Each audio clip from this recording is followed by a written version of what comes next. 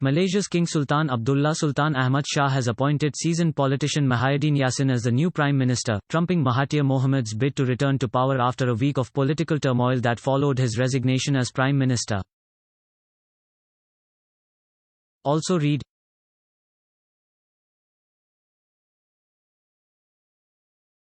Malaysia's Mahathir suffers blow as supporters abandon him.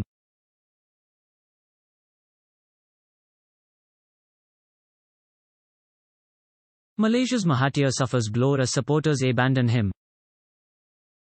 The appointment of Muhyiddin, who heads Mahathir's Bersatu party, will ironically bring back to power the United Malays National Organisation, which was ousted by Mahathir's ruling alliance in 2018 elections.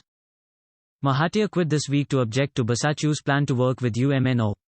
Several UMNO leaders, including disgraced ex-Prime Minister Najib Razak, are on trial on corruption charges. Also read: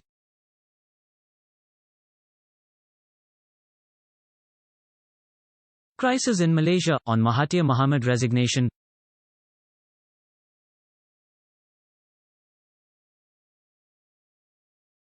Crisis in Malaysia, on Mahathir Mohamad resignation. Mahathir struck a new deal early Saturday to work with his former ruling alliance led by rival Anwar Ibrahim to thwart Muhyiddin's plan but failed. But the palace announced that King Sultan Abdullah Sultan Ahmad Shah believed that Muhyiddin has the support of a majority of lawmakers, and that he would be sworn in on Sunday.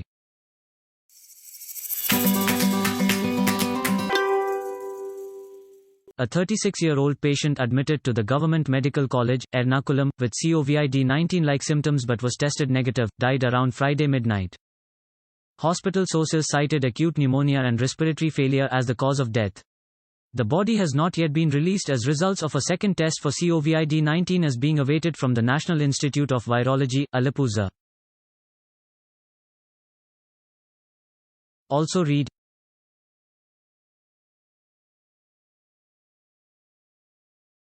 First tests negative for COVID-19 suspect.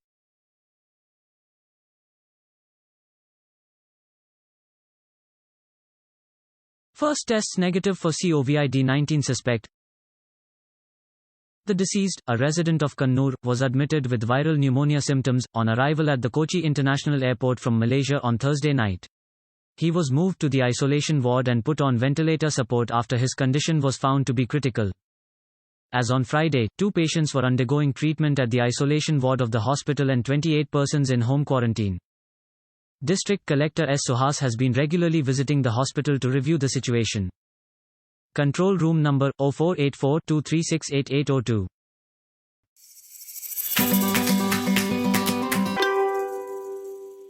Hundreds of people, including BJP leader Kapil Mishra, marched in Connaught Place in Delhi on Saturday, using the tagline #Delhi against jihadi violence, in which several people were found raising inflammatory slogans. The march was taken out under the banner of Delhi Peace Forum in the backdrop of the communal violence that took place in parts of northeast Delhi, in which 42 people have died since Sunday. Though Mr. Mishra did not make any statement, participants, many sporting saffron scarves and some identifying themselves as RSS and VHP workers, demanded the implementation of the Citizenship Amendment Act (CAA) and that roads in the country be cleared of protesters. While a majority of protesters chanted Jai Shri Ram and Bharat Mata Ki Jaya, some in the march raised slogans such as Shoot the traitors and Bring the traitors out. The protesters used #Delhi against jihadi violence on almost all placards. The same hashtag was used by Mr. Mishra in his tweets. Mr. Mishra had led a gathering in support of the CAA at Mojpur Chowk in Jafarabad area in northeast Delhi on Sunday, after which violence erupted between pro and anti-CAA groups. During his pro-CAA demonstration at Mojpur Chowk, Mr. Mishra issued an ultimatum to the police to vacate the roads blocked by anti-CAA protesters in Jafarabad and Bhahanpur areas in 3 days, warning that he would come back onto the streets if no action was taken. On Saturday, the march started from Jantar Mantar after a meeting in which Mr. Mishra also took part. Asked about the aim of the march and its demands, Mr. Mishra refused to comment.